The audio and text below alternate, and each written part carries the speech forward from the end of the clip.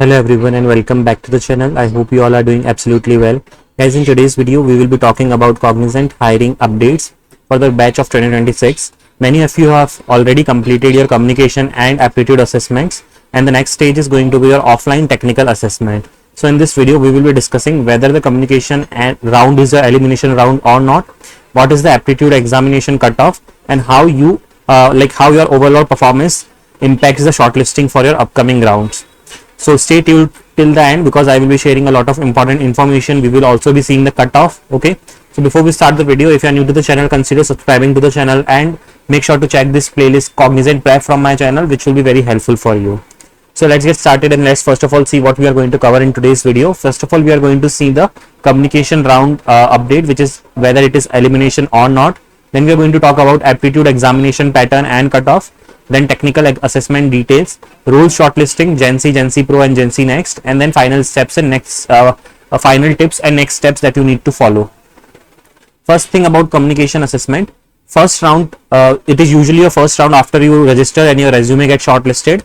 Okay, and in this assessment there are 4 sections, that is your reading, listening, speaking and grammar part, and we have already practiced a lot. Okay, you might have seen a lot of videos on my channel also in which I have taught you like exact questions which can come in your these assessments, and the round was your online mode. Okay, now it may or may not be an elimination round, depends on the Cognizant itself, but let me tell you by looking at the previous previous scenarios or previous times when the GenC has happened. So out of, like, for example, if 100% of the candidates are giving this examination, then 5 to 10%, okay, might not receive any update after giving this assessment. Okay, that they will not receive any update. Okay, now they will neither receive their aptitude emails or their technical assessment emails. Okay, so they are kind of confused, okay, that why it is happening.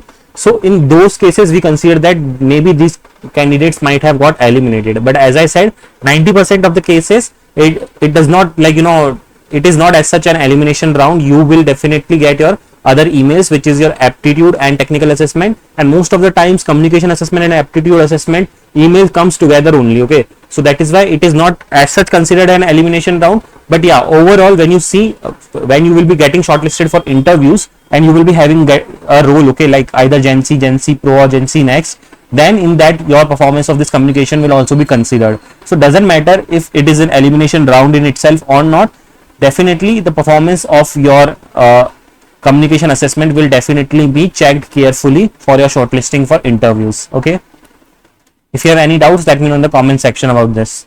Next is your aptitude exam pattern. Okay, first of all, the examination is of 80 minutes, and point section you will be getting 30 minutes and 30 questions. Game based sections you will be have 4 game and then 9 minutes each for that.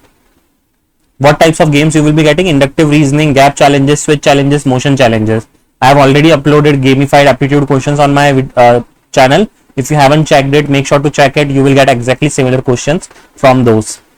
Next is about the cutoff of aptitude. Okay, now, so quantitative aptitude cutoff will be like if you have appeared 20 to 25 correct answers out of 30, then it increases your chances of getting shortlisted. Okay, next is your game based aptitude. So number of level clears also matters in this. So if you have cleared levels from like 20 to 20 plus, then it is considered as a good like you have cleared good number of levels.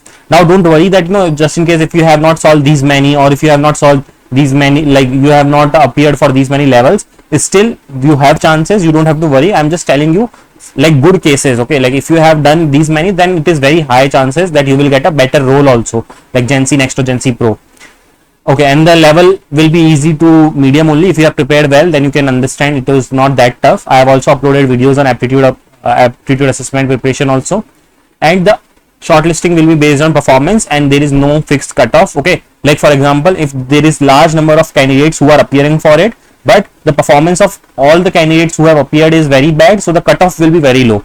On the other hand, if there is less number of people who has appeared but the performance is very high, that everyone has appeared and everyone has like done or many correct answers, then the cutoff will be high. So this is how the cutoff get decided. So that is why we have to consider an average, so it can't be said perfectly.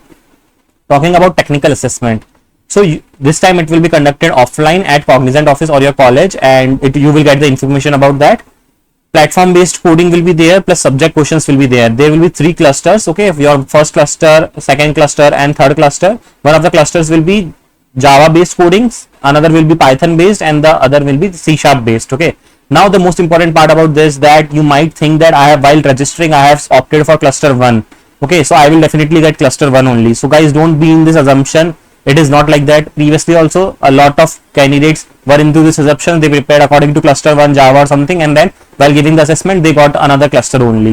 So Cognizant clearly mentions during their registration process or in their notification that we are giving you an option to select a cluster, but the final cluster allotment will totally be dependent on our side. Okay, which means they have the final say in your cluster allotment. Previously, when the technical assessment used to happen online, what used to happen is you used to get your virtual link for the assessment few days, like 1 or 2 days back. Then at that time you can click on that link and then you can see on the first screen something like CL1 CL2 will be mentioned. With that you will get the confirmation that okay, this is only my cluster. But now in the offline scene I am not very sure how can you get to know. Okay, but yeah, SQL, which is very common in almost all those clusters, so you should prepare well. I have already uploaded a video today itself, make sure to check it, and you will also find that video in the Cognizant prep playlist. Make sure to check that. Then HTML CSS and then Python based cloud MCQs also I have uploaded. Make sure to check all those videos. And technical interview also will be offline this time. It is mentioned that okay, so make sure to prepare well, and as soon as you start receiving the interview emails, let me know in the DM of my Instagram. I will start uploading interview experiences for all of you. Okay, now talking about role shortlisting, that is we have 3 roles: GenC, GenC Pro and GenC Next. So basically it depends on the overall performance, that is a communication assessment, aptitude assessment, technical assessment. You will get only 1 attempt per assessment, and your LOI, that is a letter of intent, after will be generated after you clear all the rounds and you appear for your interviews. Okay, so some of the key takeaways or tips from my end: communication round, it might be an elimination, but performance matters. And I would say that if you prepared basic decent from my videos, and if you have appeared most of the questions, then there is very rare chances that you will get eliminated. Aptitude examination, you should focus on accuracy plus levels in games when it comes to gamified aptitude. About technical assessment, prepare for your chosen cluster, and first of all, if you are not clear which cluster you have chosen, by default they say that they will allot cluster 1. And if you are already aware which cluster you have chosen, start preparing according to that. But also be prepared mentally that there can be chances that you might be given a different cluster also. Final selection will also be dependent on all the 3 assessments that you appear for. So don't worry that if your for example aptitude assessment was not well good, so make sure to give your best in your technical assessment, communication assessment, or whichever the assessments that are remaining, and stay consistent. Every round will count. Okay, so don't feel that my communication assessment only didn't went well, so why should I perform well in the other 2? There are very good chances. Even previously also we have seen that candidates who have appeared good in the remaining 2 rounds also got shortlisted, and they even got a good role, which was like GenC Pro, GenC Next. So guys, I have discussed almost all the things which were there for today. If you have any more doubts, you can ask me in the comment section. We have a huge community of GenC candidates who have previously already got onboarded in the company. They can also answer your questions. I will also try to answer your queries. You can join me on Telegram, even follow me on Instagram as well. You can ask your queries in the DM too.